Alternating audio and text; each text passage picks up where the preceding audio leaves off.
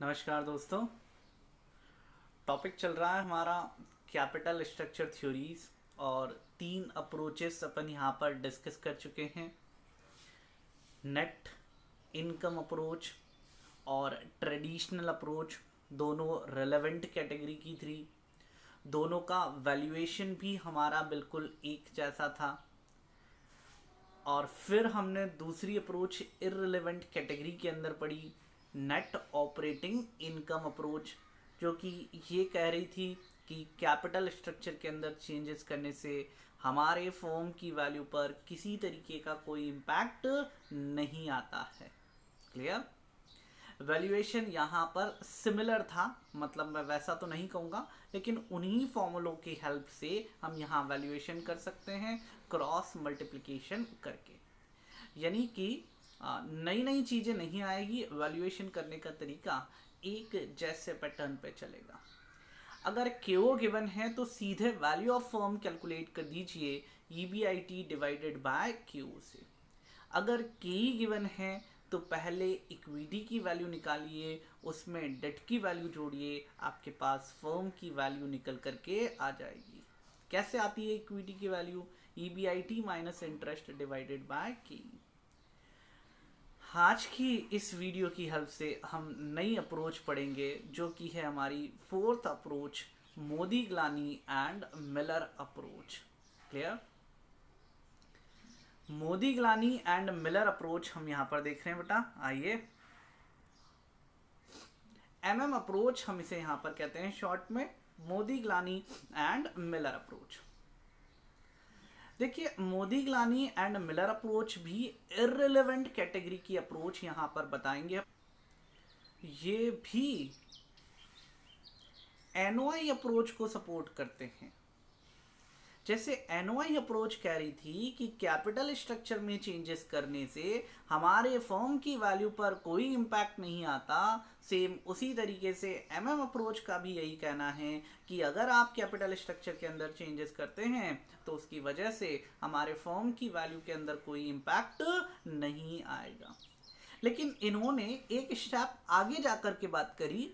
इन्होंने कहा कि अगर वैल्यू सेम आती है तो उसके पीछे रीजन क्या है, किस वजह से वैल्यू दोनों कैपिटल स्ट्रक्चर की सेम रहेगी।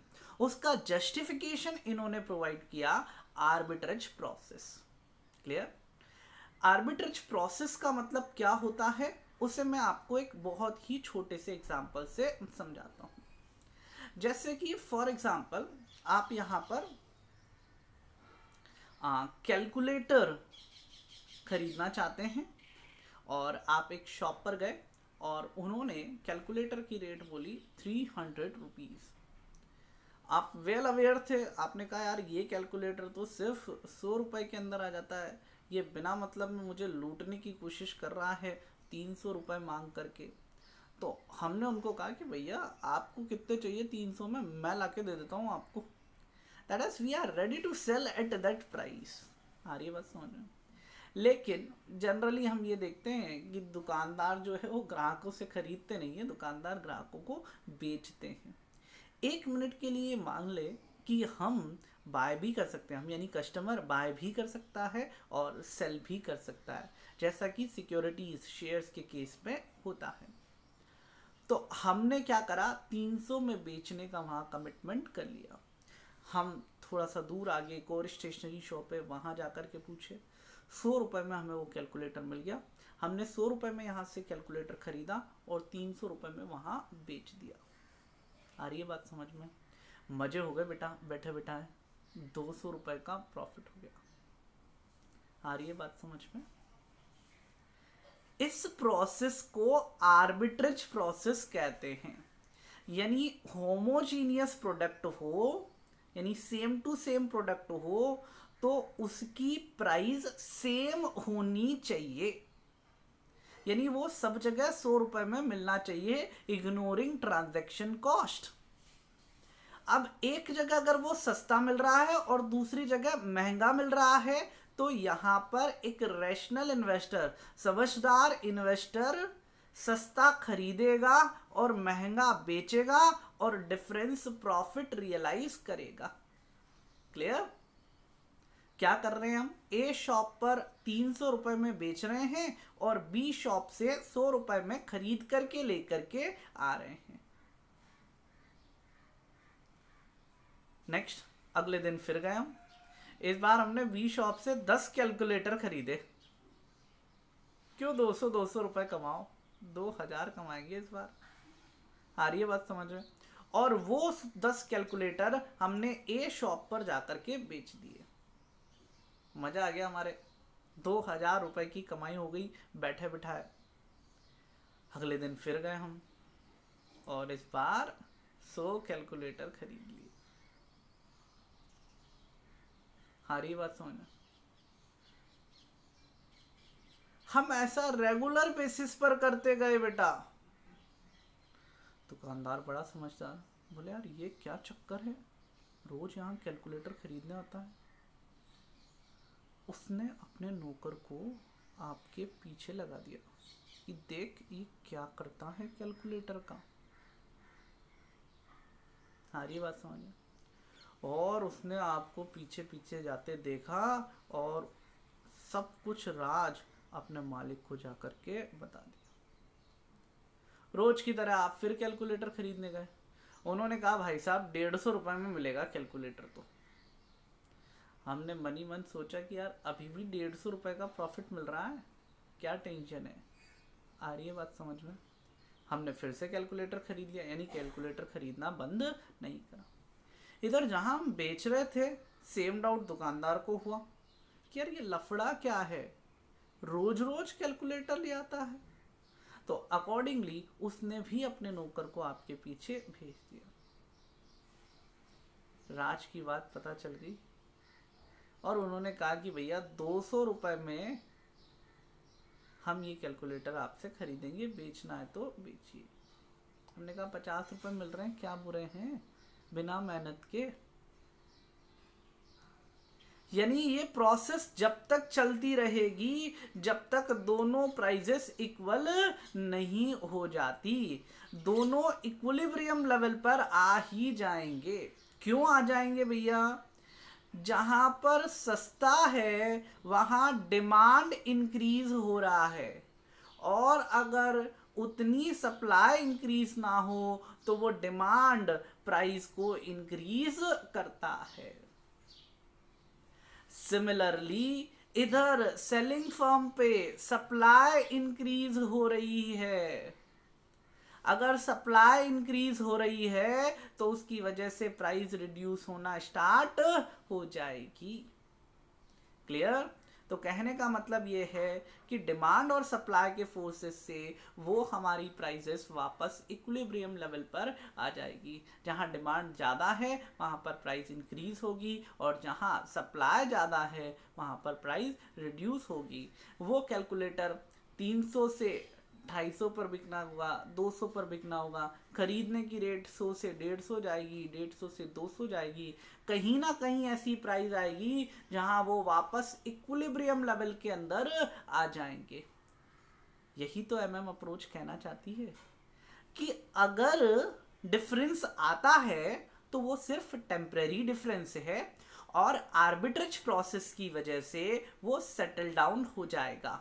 यानी कि हमारे यहाँ पर गेन और लॉस जो है वो प्रॉफिट और लॉस, प्रॉफिट हमारे यहाँ पर होगा, तो उसकी वजह से आर्बिट्रेज प्रोसेस उस प्राइस को सेटल डाउन कर देगी। क्लियर? कोई डाउट बेटा इसके अंदर? पक्का? आइए पढ़ते हैं एमएम के शब्दों में। M&M supports a NOI approach but explain how the value of firm remain equal। NOI approach को सपोर्ट कर रहे हैं और बताएंगे कि कैसे वैल्यू ऑफ फर्म इक्वल रहती है। They have shown that financial leverage does not matter cost of capital and value of firm are independent of pattern of financing। इन्होंने कहा कि फाइनेंशियल लीवरेज से, यानी कैपिटल स्ट्रक्चर के अंदर डेट इंक्रीज करने की वजह से हमारी ओवरऑल कॉस्ट पर कोई इम्पैक्ट नहीं आता है, और फाइनेंसिंग के पैटर्न से हमारी वैल्यू ऑफ फर्म में भी कोई चेंजेस नहीं आते हैं। They provide operational justification through arbitrage process, underline कीजिए, आर्बिट्रेज प्रोसेस की हेल्प से इन्होंने इस बात को प्रूव करा। How the overall cost of capital remains constant, कि किस तरीके से हमारी ओवरऑल कॉस्ट जो है वो कांस्टेंट रहती है। अजम्पशंस, अपनी अप्रोच को प्रूव करने के लिए इन्होंने कुछ अजम्पशंस लिए हैं। परफेक्ट कैपिटल मार्केट, ये पॉइंट आपका पढ़ा हुआ है बेटा, परफेक्ट मार्केट के नाम से इकोनॉमिक्स के अंदर, क्लियर, उसी को यहाँ पर perfect capital market, capital market मतलब हमारे शेयर्ड वेंचर्स का जो मार्केट है उसे हम कैपिटल मार्केट कहते हैं, उसका मार्केट परफेक्ट है, यानी कि large number of buyers and sellers होंगे, फ्री एंट्री एंड एग्जिट होगी, इंफॉर्मेशन फ्री फ्लो होगी, आपके यहाँ कोई ट्रांजैक्शन कॉस्ट नहीं लगेगा, होमोजीनियस नेचर के प्रोडक्ट होंगे, और डिमांड एंड सप्लाई के फोर्सेस से हमारी प्राइस डिटरमाइन होती है। तो ये सारी चीज़ें जो perfect capital market, perfect market की है, वो परफेक्ट कैपिटल मार्केट पर भी अप्लाई होगी। आइए क्या कहते हैं, देखिए, perfect capital market, investors are free and well informed and rational, no transaction cost, investor free है, जब चाहे जब एंट्री कर सकते हैं, जब चाहे जब एग्जिट कर सकते हैं, वेल इन्फॉर्म्ड है और रैशनल है, उनके पास इंफॉर्मेशन कभी भी अधूरी नहीं रहेगी, परफेक्ट सप्लाई ऑफ इंफॉर्मेशन है, इन्वेस्टर है यानी कि इंफॉर्मेशन पर उन्हें परफेक्ट तरीके से रिएक्ट करना आता है, और कोई ट्रांजैक्शन कॉस्ट हमारे यहाँ पर इनकर्ड नहीं होगी।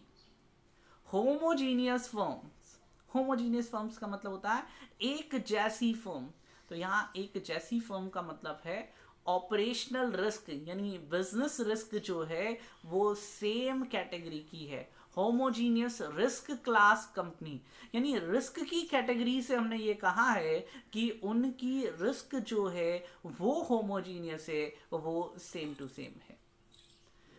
100% डिविडेंड पे आउट रेशियो, पूरा का पूरा हम डिविडेंड पेमेंट कर देंगे। नो कॉर्पोरेट टैक्सेस, कोई कॉर्पोरेट टैक्स हमारे यहाँ पर इनकर्ड नहीं होगा, और इस अजम्पशन को भी हम यहाँ पर आगे रिमूव करते हुए चलेंगे।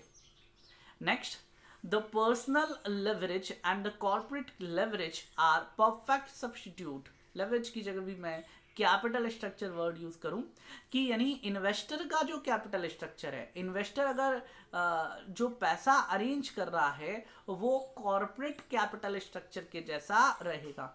यानी कंपनी के पास अगर डेट और इक्विटी से पैसा है तो हमने भी डेट और इक्विटी के अंदर अपना पैसा इन्वेस्ट कर रखा है, या हमारे पास भी डेट और इक्विटी दोनों है। क्लियर? अभी अपन क्वेश्चन करेंगे, उसकी हेल्प से ये बात हमें यहाँ पर बहुत अच्छे से समझ में आएगी। आइए डिटेल में देखते हैं एमएम अप्रोच क्या कहना चाहती है। प्रोपोजिशंस 1, यानी कि 3 प्रोपोजिशन यहाँ पर हमने उनकी अप्रोच के बेसिस पर निकाले हैं, और ये वो कि वही सिमिलर अजम्पशंस चलेंगे, यहाँ पर कुछ भी नया नहीं आएगा। सबसे पहला, the total value of the firm is equal to its expected operating income, यानी कि पीबीआईटी, जिसे हम ईबीआईटी भी कहते हैं, when tax is equal to 0 divided by the discount rate appropriate to the risk class. It is independent of the degree of leverage. क्या कहा इन्होंने? EBIT divided by discounting rate, यानी कि क्यू से हमारे फर्म की वैल्यू निकल करके आएगी, और ये हमारी सेम रहेगी, इसके अंदर किसी तरीके के कोई चेंजेस नहीं आएंगे। प्रोपोजिशन नंबर 2 बहुत इंपॉर्टेंट है, ध्यान से पढ़िएगा। The expected yield on equity, यानी कि KE इज इक्वल्स टू, ध्यान से पढ़िए, क्यू प्लस अ प्रीमियम, यानी क्यू में प्रीमियम जोड़ेंगे तो हमारे पास के निकल करके आएगा। और प्रीमियम क्या होता है वो आगे एक्सप्लेन करा। This premium is equals to the debt equity ratio times the difference between Q and the yield on debt. यानी कि अगर मैं इसको फॉर्मूले के पैटर्न में लिखना चाहूं तो K is equals to Q plus Q minus K D into D upon E, Q plus Q minus D into D upon E. यानी कि जो डिफरेंस है क्यू और के डी का, यानी जो एक्स्ट्रा कॉस्ट लग रही है, इस एक्स्ट्रा कॉस्ट को कौन बियर करेगा? Equity share holder. तो इनटू डी, डी के इतने हिस्से पर ये एक्स्ट्रा कॉस्ट लग रही है, डिवाइड कर देंगे इक्विटी से, तो हमारे पास इक्विटी बियरेंस निकल करके आ जाएगा। तो KO plus KO minus KD into D upon E हमारा KE कहलाएगा। क्लियर? हम ऐसे ना भी निकालना चाहें तो अपन तो अपने देसी तरीके से कैलकुलेट करेंगे, जैसे पहले कैलकुलेट करते हुए आए थे, EBIT minus interest divided by equity value into 100। Proposition 3, KO जो है वो हमारा अनअफेक्टेड रहेगा। The cutoff rate for investment decision making for a firm in a given risk class is not affected by the manner in which the investment is finished. KO जो है overall cost जो है जिससे हम discounting करते हैं हमारे investment proposal की, वो चेंज नहीं होगी आपके फाइनेंसिंग के पैटर्न से। अगर मैं इन तीनों पॉइंट्स का समरी निकालूं तो जो NOI अप्रोच कह रहा था, value of firm is equals to EBIT अपॉन KO, KO remains unaffected। Proposition number 3, KE calculate करना है तो KO प्लस प्रीमियम, आप उस तरीके से भी इसे कैलकुलेट कर सकते हैं। क्लियर? आइए एक एग्जाम्पल अपन यहाँ पर देखते हैं और उससे यहाँ पर इस अप्रोच को समझेंगे।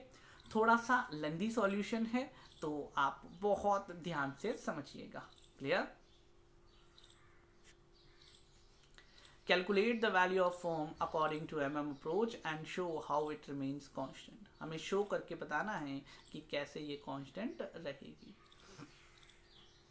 देखिए, जब आप आर्बिट्रेज प्रोसेस की बात करते हैं तो आर्बिट्रेज प्रोसेस तब अप्लाई होगी जब एक जगह सस्ता होगा और दूसरी जगह महंगा होगा,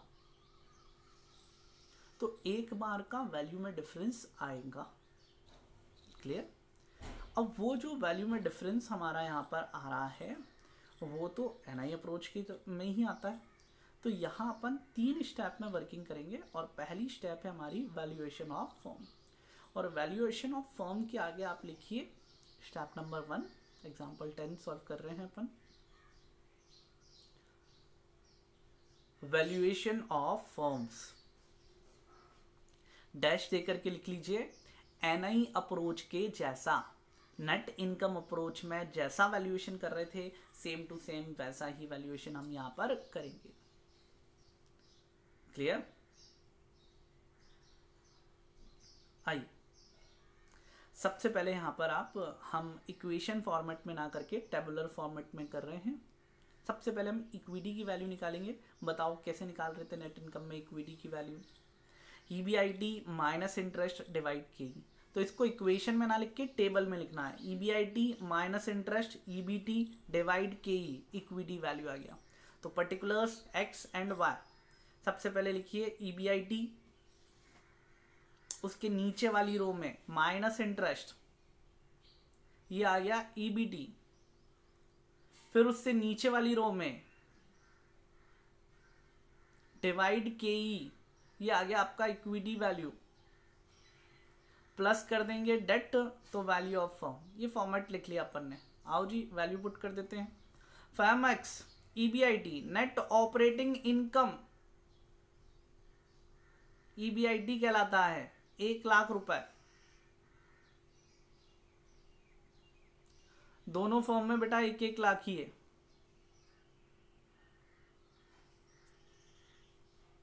माइनस इंटरेस्ट इसी के नीचे दे रखा है, debt interest at the rate of 5%, 0 और 20,000 तो घटा दो दोनों, तो EBT आ गया फर्म एक्स में तो 1 लाख और फर्म वाई में 80,000।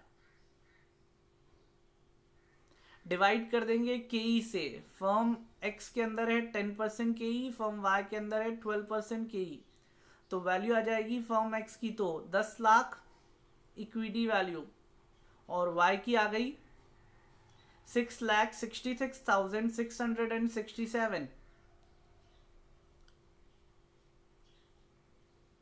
इसमें डेट की वैल्यू जोड़ देंगे। फर्म एक्स के अंदर डेट है 0 और वाई में कितना है 4 लाख, तो ये आ गया वैल्यू ऑफ फर्म। कितना आया टोटल लगा के बताओ? फर्म एक्स में तो सिर्फ इक्विटी है तो 10 लाख रुपए, फर्म वाई के अंदर 10,66,667।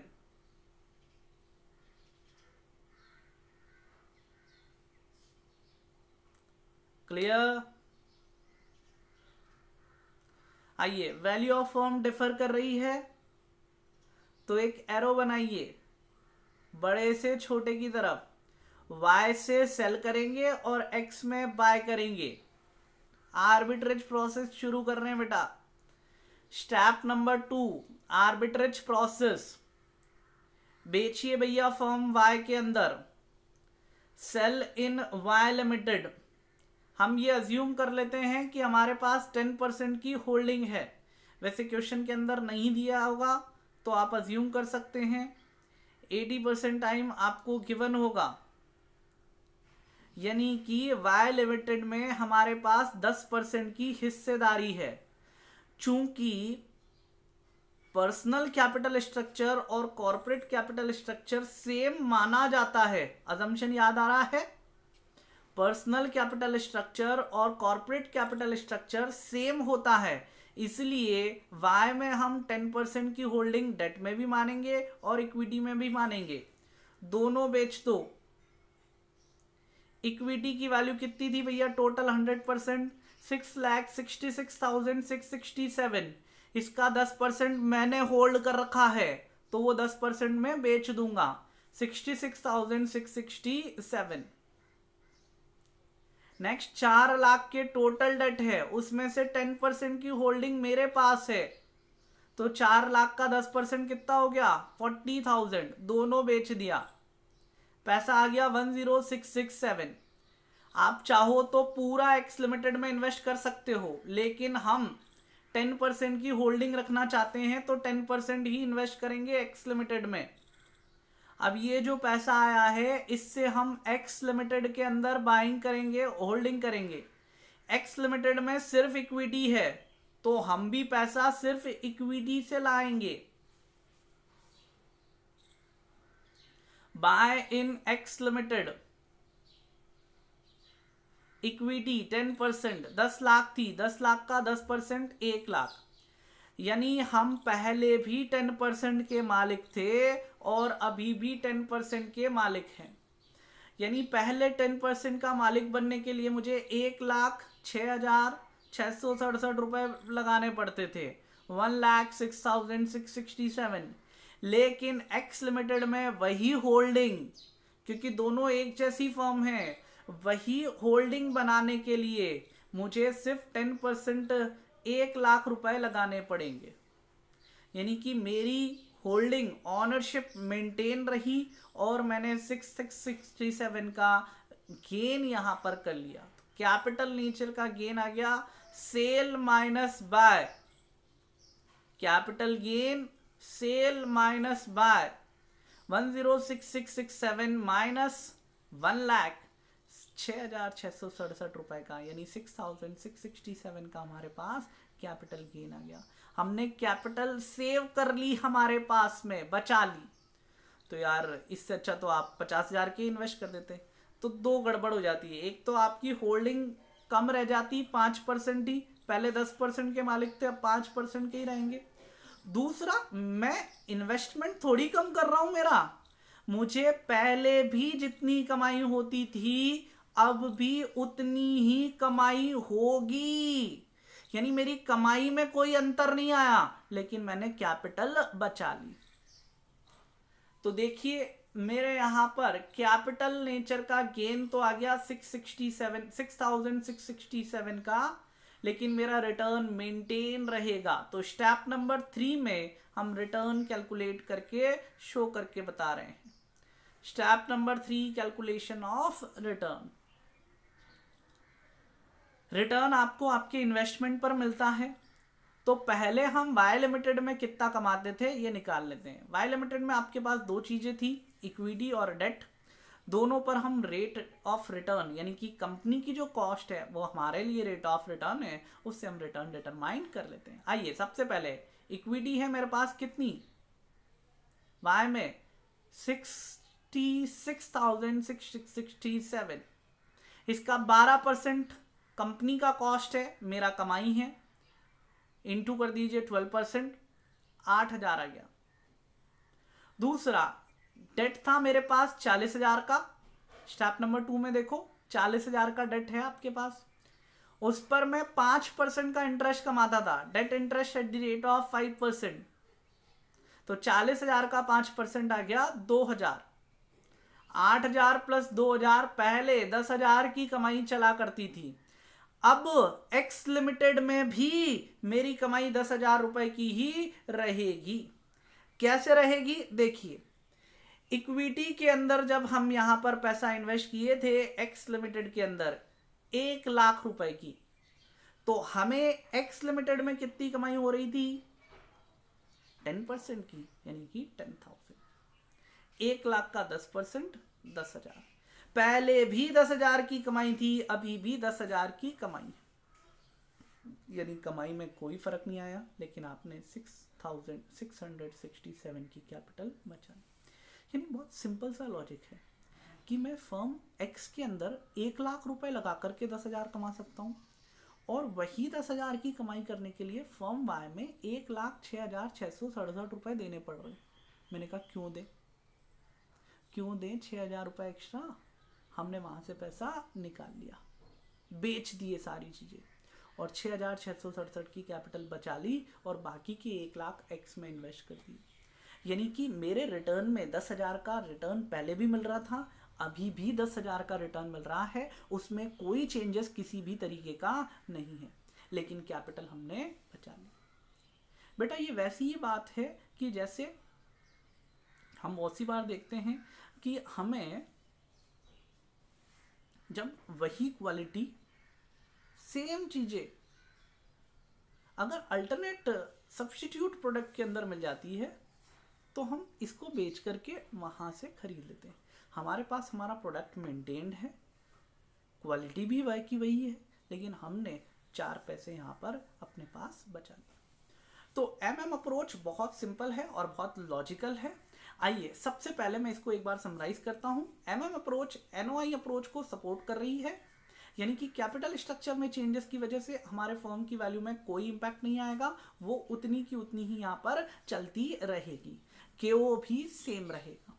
लेकिन इन्होंने अपनी अप्रोच को प्रूव करने के लिए आर्बिट्रेज प्रोसेस का सहारा लिया। आर्बिट्रेज प्रोसेस के लिए अपन ने यहाँ पर 3 स्टेप के अंदर वैल्यूएशन करा। स्टेप नंबर 1 में वैल्यू ऑफ फर्म कैलकुलेट करी। नेट इनकम अप्रोच के जैसा वैल्यूएशन है, वैल्यूएशन इनिशियली डिफर करेगा, फिर आर्बिट्रेज प्रोसेस की वजह से यह वैल्यूएशन हमारा सेटल हो जाएगा। तो हमने सबसे पहले एनआई अप्रोच के जैसे वैल्यूएशन कर लिया, ईबीआईटी माइनस इंटरेस्ट ईबीटी, इसे डिवाइड करा मैंने केई से, इक्विटी की वैल्यू आ गई, उसमें डेट की वैल्यू जोड़ी, फर्म की वैल्यू आ गई। ये वैल्यू हमेशा इनिशियली डिफर करेगी, इसी से आर्बिट्रेज का जन्म होगा। क्लियर? अब यहां पर वैल्यू डिफर कर रही है, तो कैसे आर्बिट्रेज करें? जो भी महंगी है उसे बेच दीजिए और सस्ती को खरीद लीजिए। Buy cheaper one and sell expensive. Clear? हम कुछ नहीं कहा है तो 10% की होल्डिंग ले लेंगे, और अगर स्पेसिफिक होल्डिंग कही है तो उतने परसेंट की होल्डिंग से हम यहां पर अपनी वर्किंग शो करेंगे। यानी कि जो फर्म ज्यादा वैल्यू ले रही थी, यानी हमारे एग्जांपल में बात करें तो वाई फर्म के 10% होल्डिंग्स हम बेच देंगे। अब ध्यान रखिए, अगर वाई फर्म में दोनों हैं, डेट और इक्विटी, तो हम दोनों सेल आउट कर देंगे, इक्विटी और डेट, उनकी वैल्यू का 10%। और जो पैसा आएगा उसे एक्स लिमिटेड के अंदर इन्वेस्ट करेंगे, वहां पर भी 10% की होल्डिंग इन्वेस्ट करेंगे, और वहां पर भी अगर दोनों चीजें हैं डेट और इक्विटी, तो दोनों में 10% इन्वेस्ट कर देंगे, और अगर सिर्फ एक ही चीज है इक्विटी तो उसके अंदर 10% इन्वेस्ट कर देंगे। आपके पास कुछ कैपिटल बच जाएगी। लेकिन हम साथ के साथ ये देखेंगे कि हमारे रिटर्न के अंदर कोई फर्क नहीं आया। स्टेप नंबर 3 के अंदर हम रिटर्न की वर्किंग शो करेंगे और उस वैल्यू के अंदर कोई चेंजेस नहीं होंगे। क्लियर? ठीक है बेटा। रिटर्न के लिए इन्वेस्टमेंट तो आपके स्टेप नंबर 2 के अंदर है ही सही। स्टेप नंबर 3 से आप जो भी आपका कंपनी का कॉस्ट है वो आपके लिए रेट ऑफ रिटर्न कहलाएगा, उसे अप्लाई करके यहां पर वर्किंग करें। क्लियर? तो ये हो गई हमारी एमएम अप्रोच। टेक्निकली हम ये चैप्टर खत्म कर चुके हैं, लेकिन इन अप्रोचेस को हम वापस डिस्कस करेंगे विथ टैक्स, यानी अगर टैक्स का इनकॉर्पोरेशन हो तो फिर किस तरीके से वैल्यू डिटरमाइन होती है, किस तरीके से वर्किंग होती है, वो देखेंगे हम अपनी अगली वीडियो में। आज के लिए हम इतना ही रखते हैं बेटा। Thank you very much.